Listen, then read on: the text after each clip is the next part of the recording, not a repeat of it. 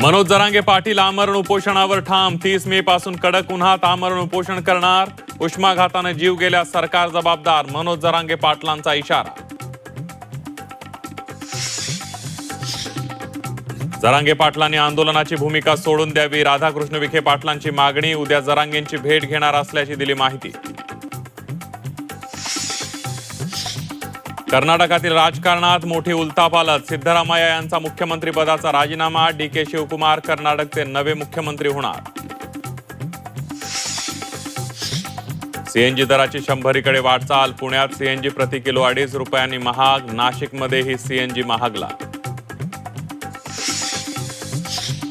इंधनावरील कर कमी करून जनतेला दिलासा द्यावा. जयंत पाटलांची राज्य सरकारकडे मागणी.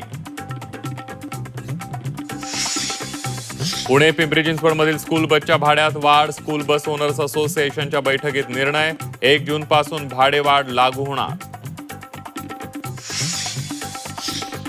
पिंपरी चिंचवडमध्ये प्रियकराची प्रेयसीला बेदम मारहाण. मारहाणीची घटना सीसीटीव्हीत चित्रित.